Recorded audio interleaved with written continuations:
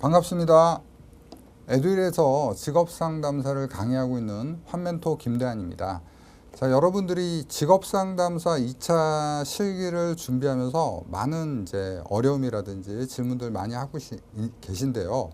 이 부분에 대해서 이제 어떻게 하면 효과적으로 잘 준비를 할 수 있는지 그것에 대해서 여러분들이 많이 하는 질문들을 통해서 좀 효과적인 전략을 좀 알려드리고자 합니다.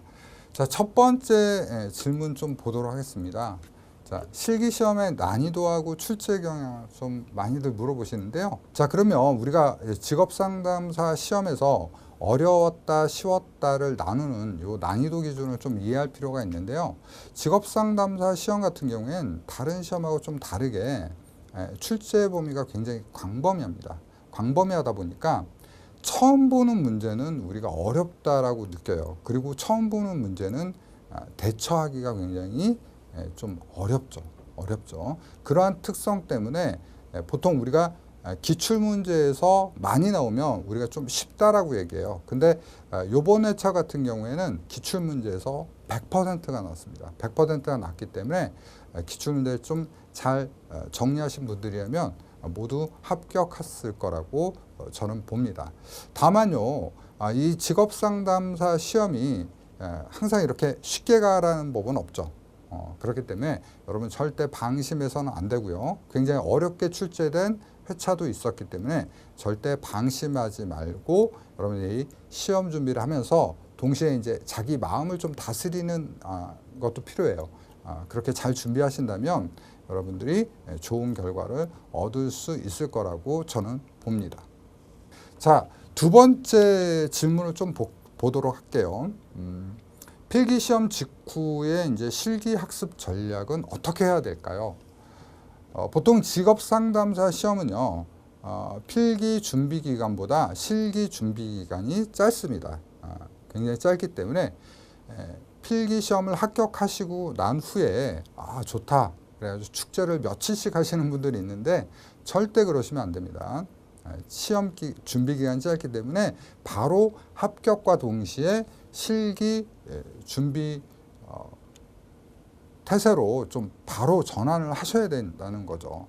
그래서 여러분들이 빠르게 필기에서 이제 공부했던 내용들을 가지고 실기로 전환하는데 일단 실기를 할 경우에는 여러분들이 안 보고 쓰셔야 되는 경우가 많기 때문에 여러분이 좀 흐름을 좀 잡아볼 필요가 있어요. 그래서 여러분들이 개인별로 노트를 좀 만드시는 걸 추천을 해드려요.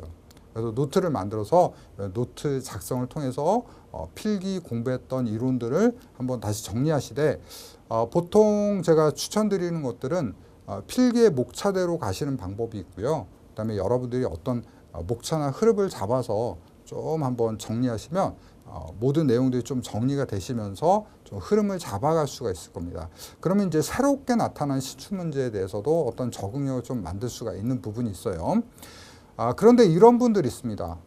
공부를 하고 싶은데 내가 책상에 앉아 있을 시간이 굉장히 많이 힘듭니다. 어떻게 준비할 수 있는 방법이 없을까요? 그래서 제가 그런 분들을 위해서 그런 분들을 위한 노트를 좀 만드는 방법을 이번에 꿀팁을 한번 대공개를 한번 해보도록 하겠습니다.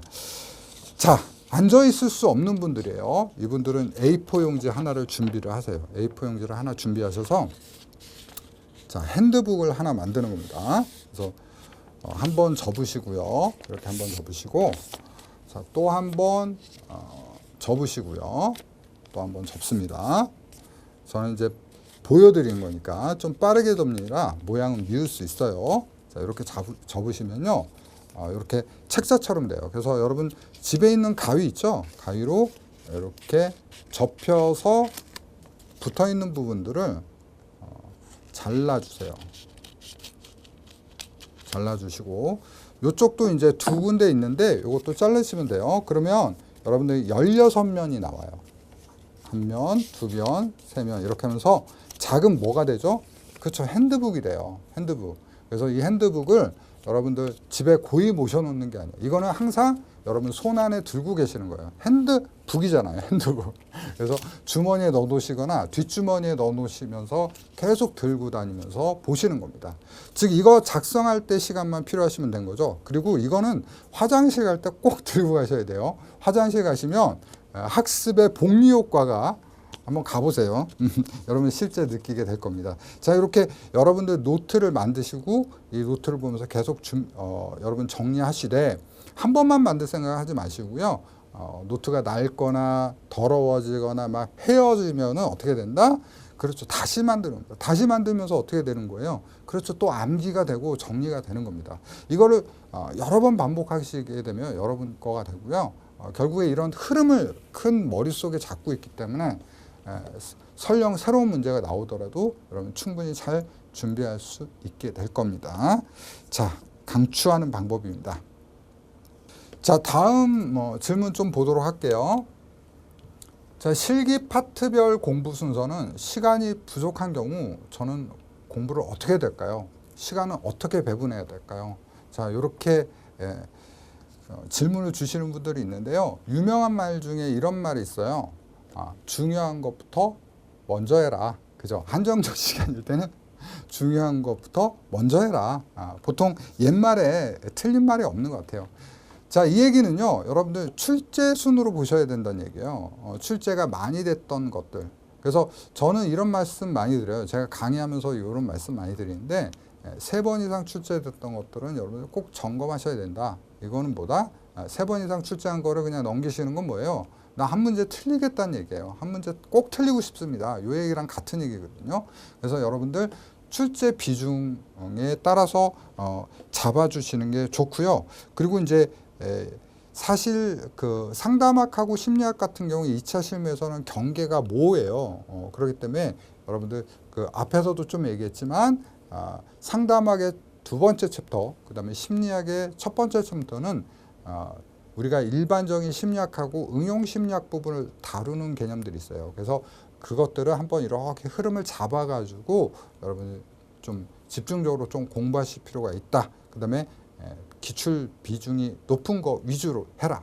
그 다음에 이제 노동시장론하고요, 직업정보론인데 이것도 묶으셔야 돼요. 그러니까 묶으시는 게 좋아요. 2차 때는 2과목씩 묶이는 경향이 있습니다. 그래서 직업정보론하고 노동시장론 같은 경우엔 또 특성이 뭐냐면 출제되는 문제가 한정적이라는 거예요. 그러니까 그 문제가 계속 나와요. 그 문제가. 그러니까 보시면은 몇 문제가 안 돼요. 그렇기 때문에 여러분들이 계속 출제됐던 문제들 기준으로 해서 준비하시면 짧은 시간이더라도 여러분 효과적인 준비를 하시게 될 수 있을 겁니다.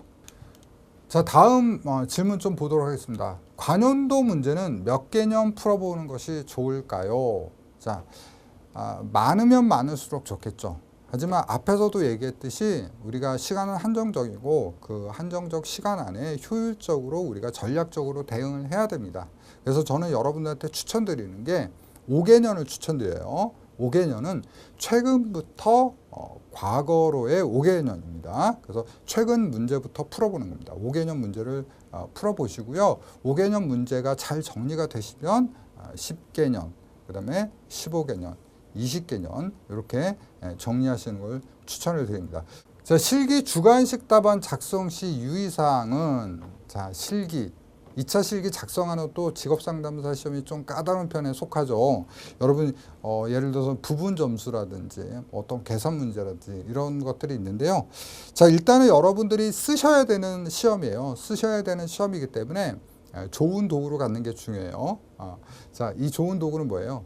좋은 펜입니다. 좋은 펜. 그래서 아무거나 사시는 분들이 있는데 그래서 이런 것들은 여러분들 최소 2,000원 이상의 2,000원도 싼 거죠. 더 좋은 거 있으면 그걸로 사세요. 좋은 펜을 사셔가지고 일단 깔끔하게 쓸 수 있도록 하시고요. 그 다음에 글씨를 못 쓰셔도 깨끗하게 여러분 쓰시려고 좀 노력을 하시면, 그러니까 천천히 쓰시면 돼요. 천천히. 급하게 쓰니까 글씨가 미워지는 거거든요. 그래서 천천히 예쁘게 쓰려고 노력을 해주시면 좋고요. 그 다음에 답안 수정 같은 경우는 반드시 여러분 두 줄을 그어서 여기서 제가 뭐 예를 들면 뭐 가를 써볼까요? 뭐 가 있는데 이걸 수정하고 싶으면 반드시 두 줄을 그으셔야 돼요. 그 다음에 색상은 하나로 통일해야 됩니다. 이거 두 줄 그은다고 이것만 빨간색으로 하시면 큰일 나요. 그래서 검정색 펜으로 하시고, 어떤 분은 파란색도 괜찮다고 하는데 저는 그냥 검정색 펜으로 하시라고 합니다. 자, 근데 이런 분들도 있어요. 이 두 줄도 안 긋고 싶어요. 그러니까 수정을 잘 안 하는 방법이 있을까요? 이렇게 물어보시는 분들이 있는데, 자, 요거는 연필과 같이 병행해서 쓰시는 방법이에요. 그러니까 연필로 약하게 내가 쓰고 싶은 말을 써놓은 다음에 그걸 볼펜으로 그 밑에다가 다시 써주시면 되겠죠. 이럴 경우에는 여러분들 아무래도 수정이 적어질 수 있는데 조심하셔야 될 점은 뭐냐면 시간 안배예요. 시간 안배. 그러니까 두 번 쓰다 보니까 시간이 모자랄 경우가 있거든요. 그래서 이런 것들은 여러분들 한번 시간을 재서 테스트를 해보셔야 돼요. 그래서 나한테 무엇이 맞는지 꼭 확인해 보고 정리하실 필요가 있습니다. 자, 그 다음에 이제 두 번째 부분 점수에 관련된 내용인데요. 직업상담사 시험은 모든 문항이 부분 점수가 있다라고 보시면 됩니다. 6점짜리 문제여서 세 가지 쓰시오 그러면 뭐예요? 한 답안당 2점씩 주겠다는 얘기겠죠. 그 다음에 쓰고 설명하시오 하면 어떻게 될까요? 자, 그래서 여러분들이 다 써주는 게 좋아요. 다 써주는 게 좋은데 가끔 모르는 내용이 나오거나 혼돈되는 내용들이 나올 수 있어요. 이럴 때는 여러분들이 좀 조심하셔서 접근하셔야 되는데 전 이 방법을 추천드립니다.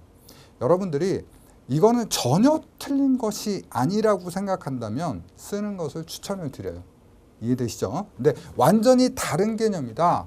근데 이거 채워야 될 것 같다. 쓰는 건 좀 위험합니다. 그래서 그건 좀 고려를 해보시도록 하고요.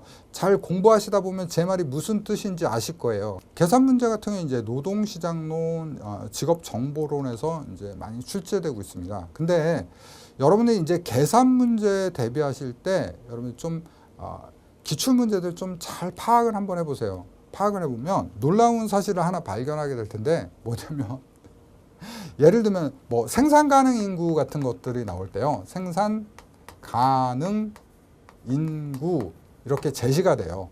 계산 문제에서는 여러분들의 수리력을 보는 것보다 여러분들이 이 개념을 이해하고 있는지를 물어보기 때문에 숫자가 그대로 나온다라는 거예요. 그래서 너무 걱정하지 마시고요.